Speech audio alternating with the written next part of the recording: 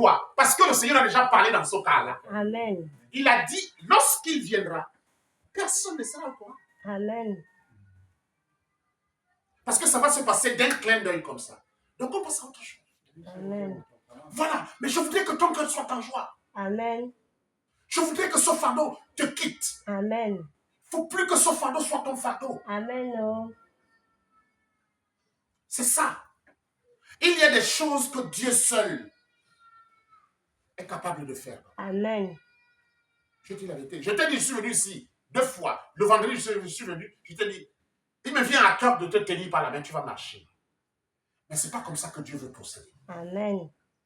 C'est bien d'aller dire, oh non, j'ai tenu papa par la main, il a marché, il a fait, il est allé à la terrasse, il est revenu. Tu ne vas pas tomber. Tu vas marcher de tête, tu vas déplacer les pieds comme ça, tu vas marcher. Tu ne vas pas tomber. Mais, ça sera pour la gloire de qui? Pour la gloire des hommes. Non. Tu vois? Et ça va se La passer gloire en de Dieu. Dieu. Tu veux que ça se passe quand on est à Dieu? Non, il faut que ça se passe devant la foule. Parce que le Seigneur ne fait pas ces choses dans la cachette. Amen. Amen.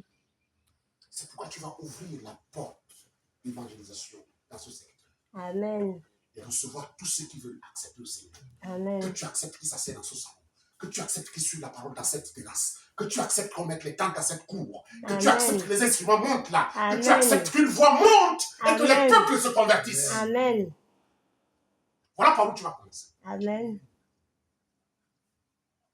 Voilà par où tu vas commencer. Amen.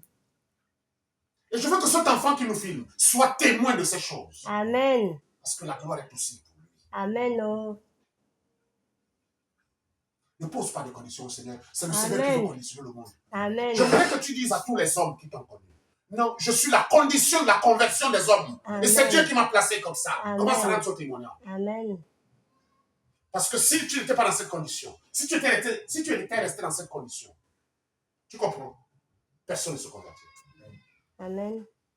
Tu crois ça? Je ne sais pas si tu crois ça. Amen. Il faut que tu le comprennes, papa. Amen. Si tu étais resté dans cette condition, Amen. il n'y aurait pas de conversion en Seigneur. Amen. Et maintenant, le Seigneur veut faire de toi un véritable arbre qui produit du fruit. Amen. Et pour sa gloire. Tu vas arrêter de pleurer. Parce qu'il a dit qu'il va te lever. Amen. Dieu Il te dit est exactement là. pourquoi nous sommes rentrés ici. C'est son plan. Il te dit aussi pourquoi il t'a fait asseoir. Et quand c'est le Seigneur qui te dit, qui d'autre veux-tu qu'il te dise? Amen. Il n'y a que lui. Amen. Voilà. Et quand il t'a dit ça, je connais quelqu'un qui a prié. Amen. Il est monté 3 fois au ciel Amen. pour aller dire au Seigneur, mais attends, moi je suis ton prédicateur et tu me laisses le pied à un film comme ça, le pied. Il est monté une première fois, Dieu ne lui a pas répondu. Il est monté une deuxième fois, je dis jusqu'au ciel. Amen. Tu sais par où on passe pour arriver au ciel dans la prière? Tu vois le passage? Non, tu ne connais pas la route, n'est-ce pas? Il y a une route où quand tu te positionnes pour la prière, tu vois Dieu. Amen. Ce sont ces routes-là que tu dois chercher. Amen. Ne t'occupe pas de ce que Dieu devrait faire. Amen. Occupe-toi de ce que toi, Tu dois Dieu faire. te donne de faire. Tu es sûr que patron, tu peux te lever? N'est-ce pas? Ne t'occupe donc pas de ce que tu ne peux pas. Occupe-toi de ce que tu peux. Qu'est-ce que tu peux faire? Tu peux autoriser que les gens rentrent ici parce que tu vas parler la bouche. N'est-ce pas? Amen. Tu peux autoriser qu'on mette les tentes ici et qu'on tienne une campagne d'évaluation ici là. N'est-ce Amen. pas? Mais tu ne peux pas autoriser à ce pied de se dresser, n'est-ce pas? Ça, c'est Dieu. Alors, Amen. toi, fais ce que tu as fait et laisse ce que Dieu a fait qu'il fasse. Amen. Parce que chacun a ses responsabilités. Amen. En réalité, lorsque nous sommes rentrés dans nos responsabilités, Dieu se sent dans l'obligation de rentrer dans ses propres responsabilités. Amen. Paul va prier. Écoute ce qu'il va répondre. Paul, c'est l'apôtre Paul et l'apôtre Paul. L'apôtre Paul qui ressuscitait les morts. Lui-même, il ressuscite les morts. Amen. L'apôtre Paul, on dit qu'il y a quelqu'un qui est malade, il envoie le charpe, le bouchon avec lequel il essuie les fleurs. On dit, allez-y, posez ça sur le malade, et puis c'est tout. Mais lui-même, son cas, il a une plaie inguérissable au pied. Amen. L'apôtre Paul. Il dit, mais ça ne peut pas se comprendre. Moi, je guéris les malades, tu as, toute ta gloire est sur moi. Mais pourquoi ce pied-là? Il est monté une fois au ciel. Il est monté une deuxième fois au ciel. Il est monté une troisième fois au ciel. La troisième fois, Dieu l'a chassé. Amen. Dieu lui a dit, si je te vois encore ici, là, tu retournes sur la terre et tu vas travailler comme ça, comme tu es. Parce que ma gloire sur toi te suffit. Amen. Je ne te guérirai par le pied. Ma gloire sur toi te suffit. Amen. Mais c'est Dieu qui a parlé. Qui pouvait changer la condition de Paul encore? C'est Dieu. Tu as compris? Il vaut mieux qu'on appartienne à Dieu. Amen.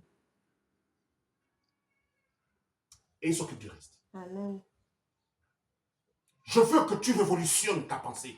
Amen. Je veux que ton infirmité devienne un sujet de joie pour ton cœur. Amen. Je veux que le Seigneur trouve la joie dans ton cœur, Amen. bien qu'infime que tu sois. Amen. Parce que c'est lui qui décide de ce que tu deviennes. Amen. Aucun homme ne peut se lever dans cette situation. Mais fais ce que tu peux faire. Amen. Laisse ce que tu ne peux pas faire à Dieu. Amen. Mais pourtant, il y a la promesse. Amen. Il a dit, tu vas te lever. Il n'a pas dit que tu ne vas pas te lever. Il a dit, tu vas te lever. N'est-ce pas? Anticipons sur lui. Alors, il a dit à Samuel que les sacrifices et les holocaustes, je ne prends pas plaisir à ça. Amen. Je prends plaisir beaucoup plus à l'obéissance qu'aux sacrifices et aux holocaustes.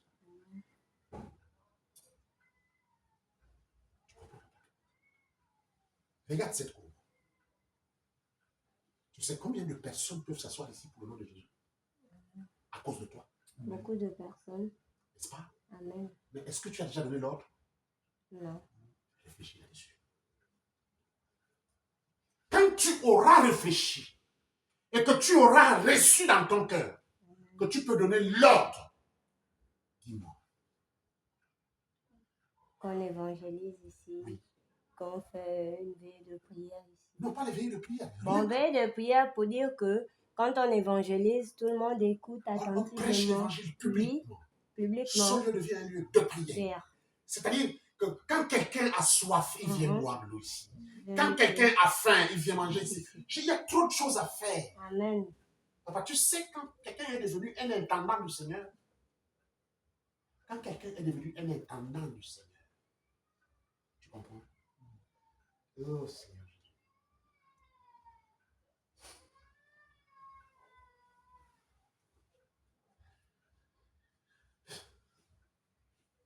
Il y avait une femme qui ne se tenait pas debout. Sa tête, elle était courbée pendant toute sa vie. Elle souffrait de ce qu'elle ne pouvait pas regarder les gens comme ça. Elle marchait comme ça.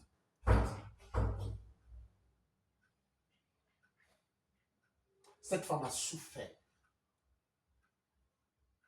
Il y a des gens qui ont souffert 38 ans au bord d'une piscine. 38 ans! Amen. Tu comprends pas? Je t'ai dit, le Seigneur s'est souvenu de toi. Mais ne t'inquiète plus. Ne t'inquiète plus. L'inquiétude est une mauvaise chose. Amen. Jérémie, serviteur de Dieu, prophète des nations, Amen. nommé par le Seigneur lui-même. Amen. Jérémie s'est enfermé dans les lamentations pendant 14 ans. Et pendant 14 ans, il n'a pas entendu la voix de Dieu. Amen. Parce qu'il était dans une mauvaise position. Amen. Les lamentations nous bouchent les oreilles à la voix du Seigneur. Amen.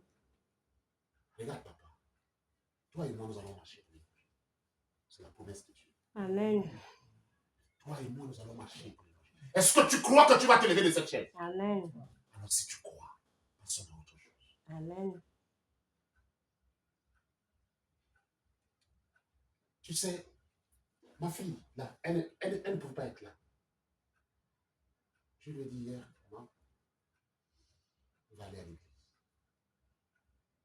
Elle a dit, ok, on va. Mais quand je la vois, quand je me mets à prier pour son cas, je n'ai plus de sommeil.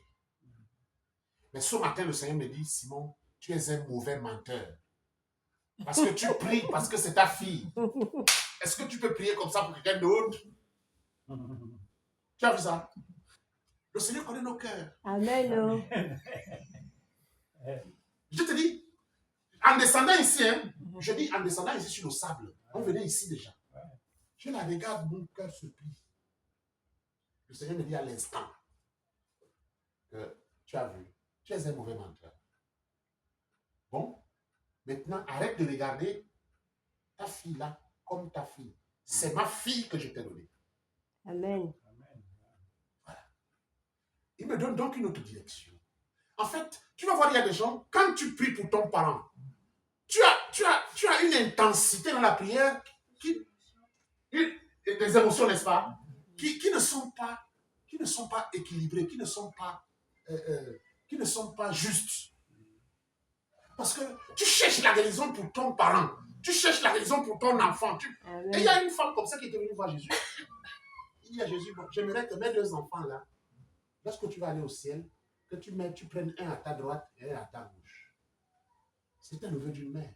Il n'y a pas une mère qui veut que son enfant aille en enfer. Il n'y a aucun père sur la terre qui veut que sa fille aille en enfer. Amen. Mais le Seigneur connaît nos cœurs. Amen. Ce matin, il me dit, Simon, change la position de ton cœur par rapport à ta fille. Amen. Il faut que la manière dont je prie pour toi, que cette intensité soit la même, comme quand je prie. Mais si je prie pour elle avec une certaine mystique, et cette mystique n'est pas la même quand je prie pour toi, je deviens un menteur, je deviens un injuste. Alléluia. C'est ça. C'est ça. Donc, papa, je veux que tu te relaxes. Nous avons du travail et le Seigneur sait ce que nous allons faire. Amen. Moi, il n'y aura pas un autre jour où tu ne me verras pas. On a le calendrier, mais dès que les situations se sont améliorées, ici, là, aujourd'hui, on est combien? On est 6 aujourd'hui. Peut-être dimanche prochain, on sera 10 souvent. Qui sait? Tu vas te rendre compte que chaque jour, le Seigneur amène des gens. Amen. Chaque jour, le Seigneur amène des gens. Premièrement, tu ne seras plus seul.